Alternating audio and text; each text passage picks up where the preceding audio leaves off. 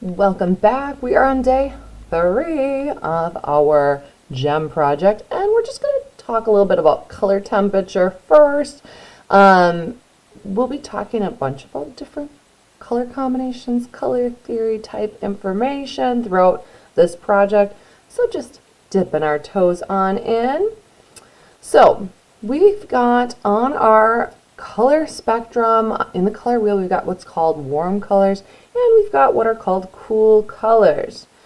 So our warm colors are going to be like our reds, orange, and yellows. Think about a nice fire, right? What colors, if you were to color in a picture of a fire, what colors would you use?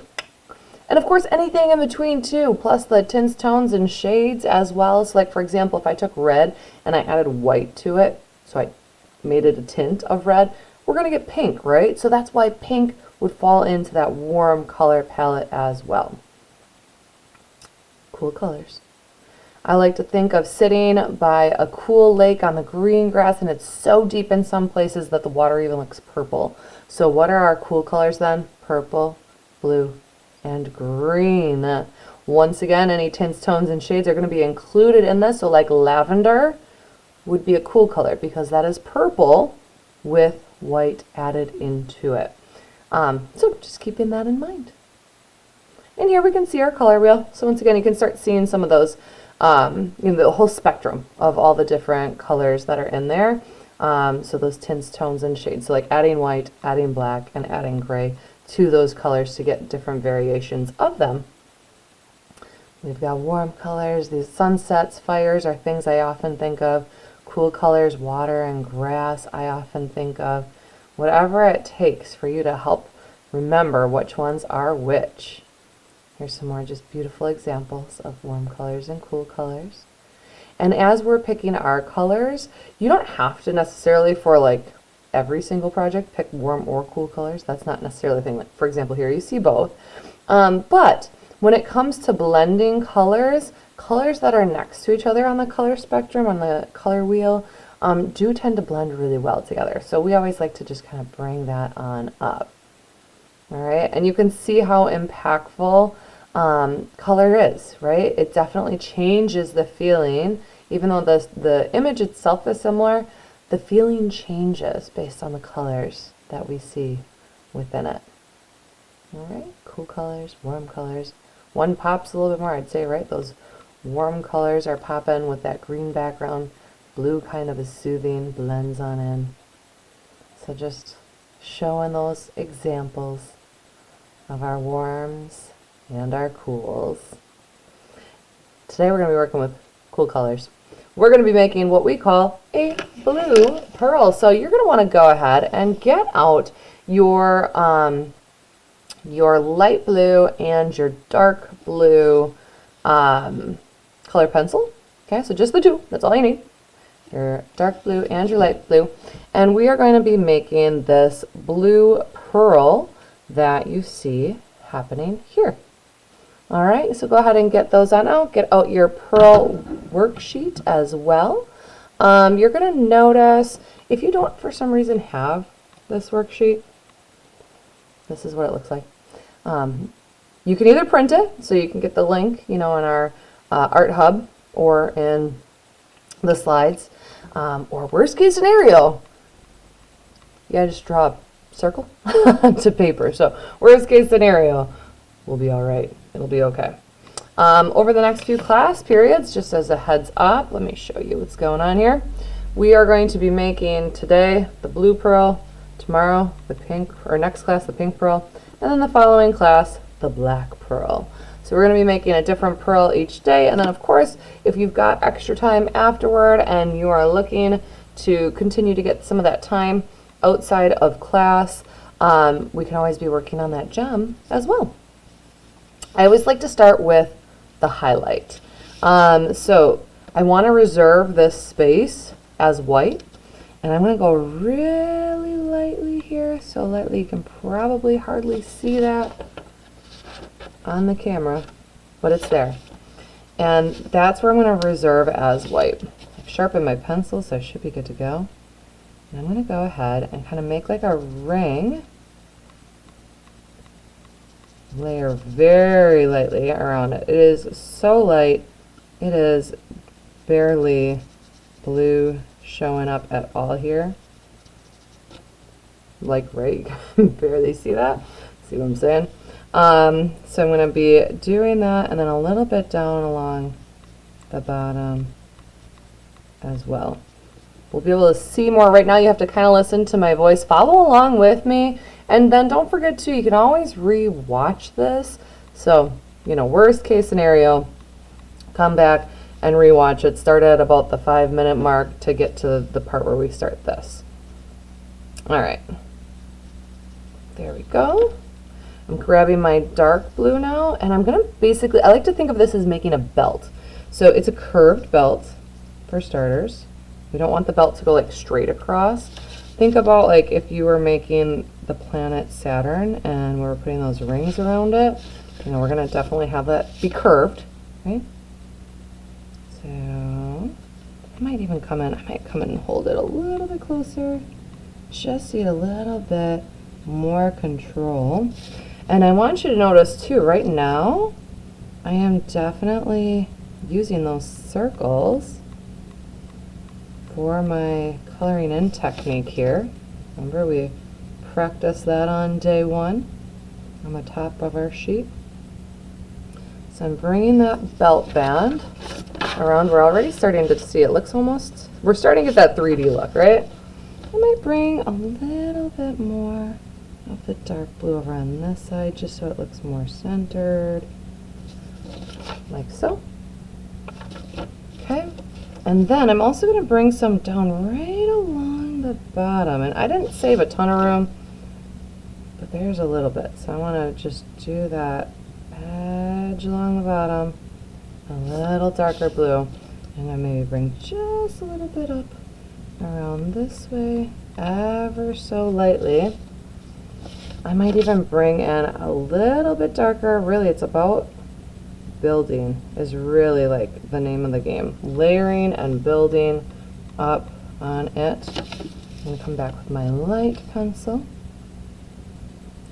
Bring in a little bit more of that, blending it with that darker one. Remember, we don't want to get rid of that white space. That's like where it looks like it's kind of glowing, right? I shouldn't say glowing, more like shiny. But I do want to blend anywhere that it looks like where I can see that line directly. I want to blend that. So that's what I'm coming in now and doing. Once I'm feeling like it looks a little, or it looks good, and I'm feeling pretty good about it, I can still see a little bit of that line right in here. This is when we can come in with our blending stump and or our kneaded eraser. Excuse me. And with our kneaded eraser, we can kind of pick up. So notice I'm not rubbing with it. I'm just kind of like picking up a little bit of the lines.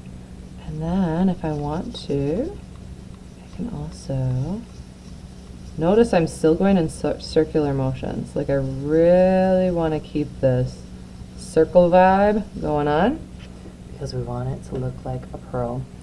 I noticed when I did that, the white did get a little bit of blue in it. So maybe I come back and I just took my kneaded eraser and I kind of made it to a point. Maybe I pick up just a little bit so I've got that whiteness coming back through. All right, play around with this. It's a circle. If you don't like how it's looking, draw another circle here or use one of these up here. But there's plenty of room. You can make more if you want to. So once again, today is going to be blue pearl, next class pink pearl, then black pearl. But we've got a little spare time going on here. So if we want to continue working on our gem, we absolutely may. So I am going to get out mine from last class, and I am going to go back to day 2, and I'm going to go on to part 2, where it talks about coloring it in. Let's see, I think I left off like right around this step. You can see I didn't quite get to that bottom portion there. So I am going to want to do that next. Looks like I was frozen for a second there.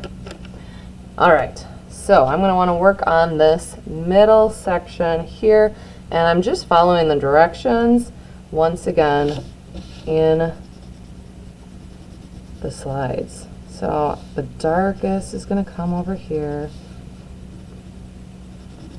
and I'm going to move kind of quick on this just to get something down, but then I'll come back and add those layers and really blend everything in and make it look nice. So there, and then I'm going to come to, I'm debating which way I want to go next. I think I'm going to come in with kind of my pinkish, my raspberry color. I'm going to do next. I'm doing a slightly different scheme than last time. Last time I went from the purple to the raspberry to kind of more of a peachy color, and this time I'm using more red in here. But let's get down that base layer.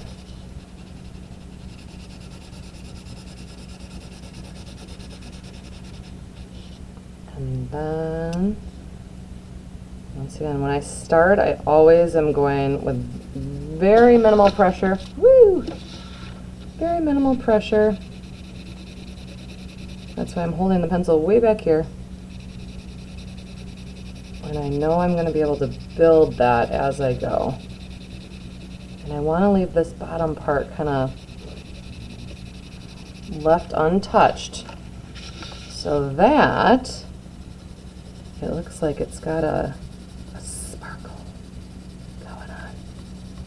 Now remember, we can work on this for several more class periods.